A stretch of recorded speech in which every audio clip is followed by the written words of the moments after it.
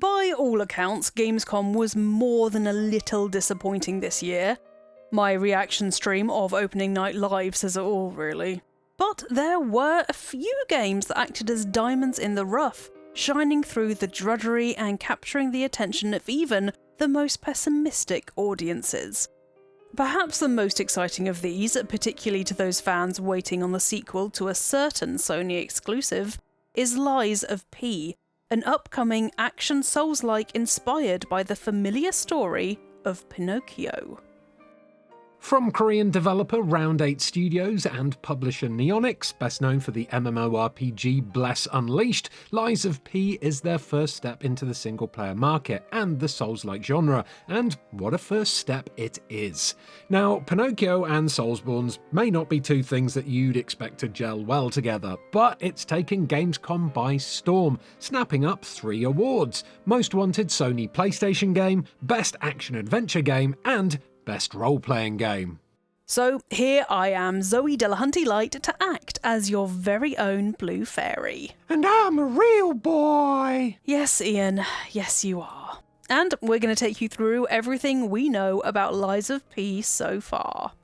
Now, while you or I may get images of Jiminy Cricket and a rather cute wooden puppet when we think of Pinocchio, it's important to realise that Lies of P draws its inspiration from the original Italian book by Carlo Collodi, The Adventures of Pinocchio, and not the 1940 Disney animation. When the developers were first coming up with the theme for the game, they wanted to settle on something that would already resonate with fans, to avoid a dark fantasy or a medieval setting, and make sure that the story was not at all childish, while still containing unforgettable characters and adventures. This led them to The Adventures of Pinocchio, a story which, like most fairy tales of that era, is much darker than the more modern, sanitised tales would have you believe. Lies of P opens with Pinocchio waking up at an abandoned train station in the city of Krat. In front of him lies a single note that reads, "Find Mr. Geppetto, he's here in the city." Set in the era of La Belle Epoque, a glorious period of technological innovation and rich culture, Krat saw rapid growth and advancement thanks to the invention of puppets, machine dolls manufactured in the city that took the place of a large portion of human labour. These automated puppets were the invention of Geppetto, the genius engineer of the Chamber of Machina workshop. Over time, the numbers of puppets grew and they began to be used for culture and art as well as labour, with some becoming incredibly popular.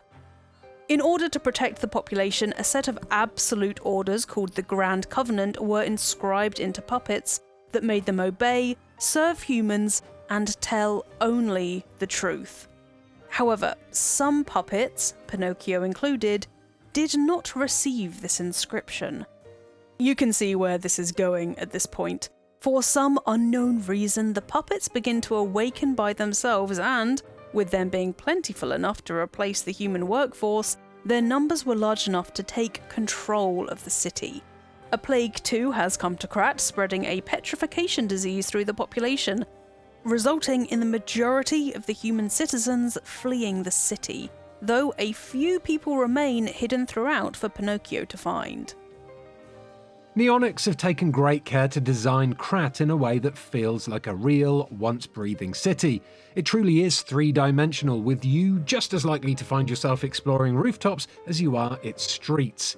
Unfortunately though, your enemies also have access to this, and you'll often find yourself going up against enemies at different levels, throwing oil and firebombs down at you from height while you fight against a big bad, all while more automatons crawl up from a lower area. As you move through the city, you'll unlock doors and knock down ladders, creating shortcuts that will allow you to more quickly explore its streets. While the city seems to be the focus of the early game at least, the developers have hinted at other locations, stating that the diverse backgrounds from Geppetto's house to the ocean to the inside of the whale were a big part of what made the story so attractive to them. So perhaps we'll be fighting inside the terrible dogfish before credits roll. Now, it wouldn't be a Souls-like without souls, bonfires, and an Estus equivalent, and Lies of P isn't looking to disappoint. Stargazers can be activated around the map, giving you somewhere to rest, level up and upgrade, and giving you a respawn point. Ergo takes the place of souls, a miraculous power stone mined in the underdark ruins of Krat. Over the decades, Ergo brought great wealth and technological advances to Krat, but it all came with a price. One which I'm sure we'll discover through the course of the game. Lies of P's basic healing item appears to be more like blood vials from Bloodborne than Dark Souls' Estus Flask, allowing you to pop off single-use heals in the form of pulse cells as and when they're needed. Of course, this means that once they're gone, they're gone.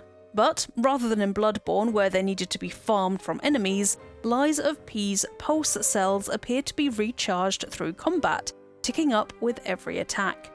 The game takes place across 15 chapters at present, the first 2 of which were playable at Gamescom.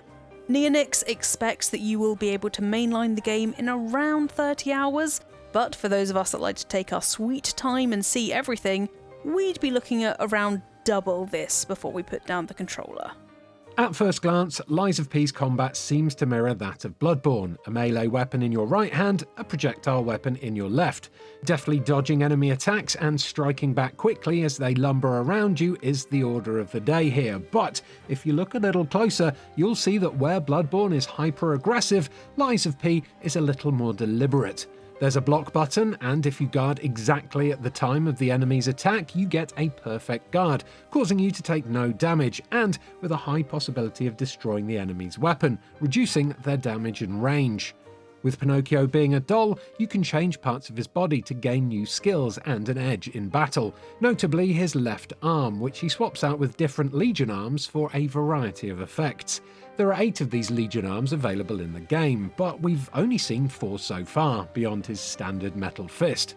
The first one, and you're going to need to excuse my pronunciation here, is, I think, Fumlinis, which allows Pinocchio to charge and release a short-range electric shock.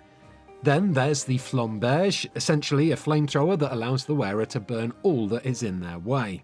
Falcon Eyes brings up a reticle that allows Pinocchio to fire out an explosive drill cannon shell, which burrows into an enemy upon a hit and explodes, causing huge amounts of damage.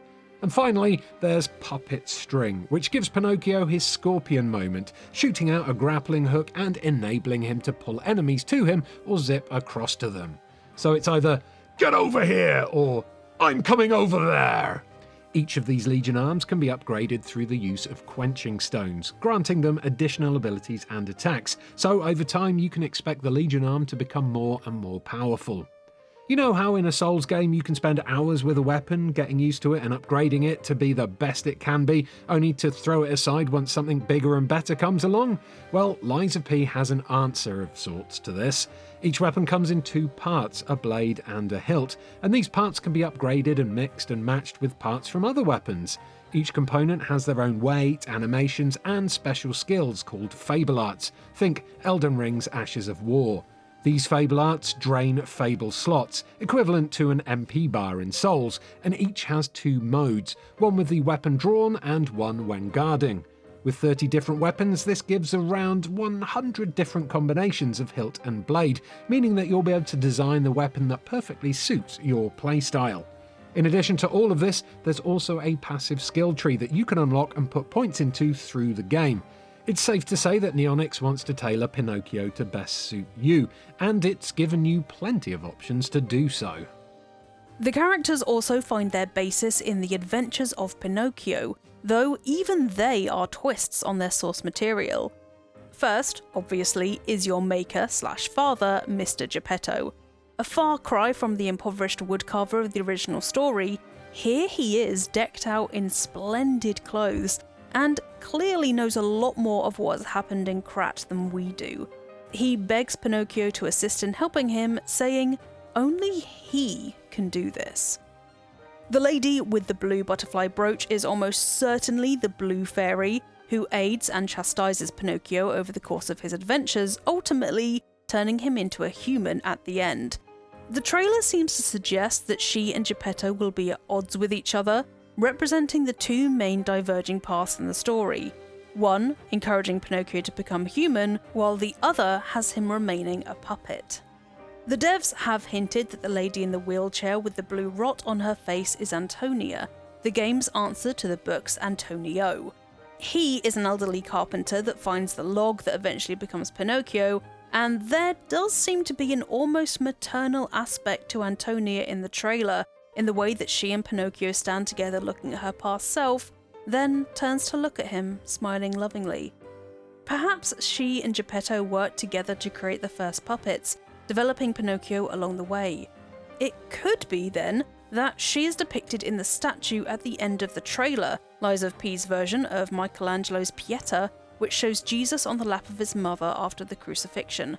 Perhaps this is even an early version of Pinocchio across the lap of Antonia.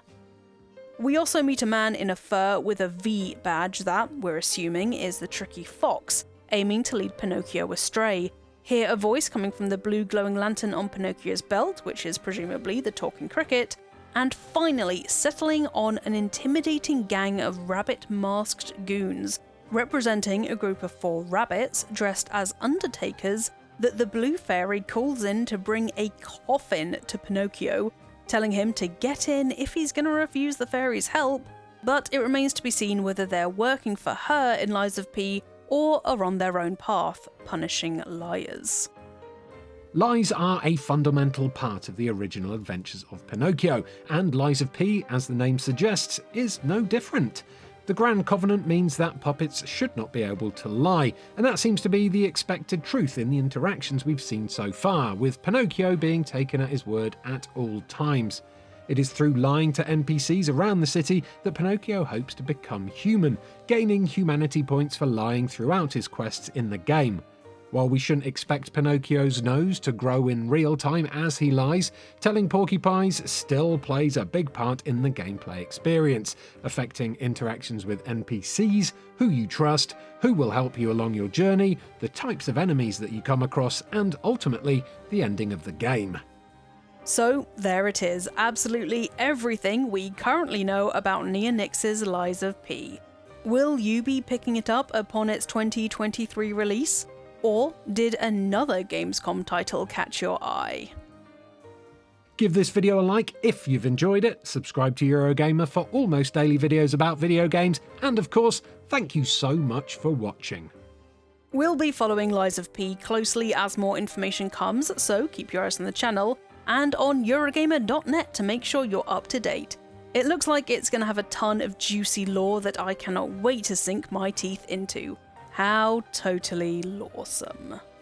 Zoe, the puns really are my thing. I was into you having a few per video, but not more than me. That's not right. Whatever, real boy. Oi! Just pulling your strings, Pinocchio.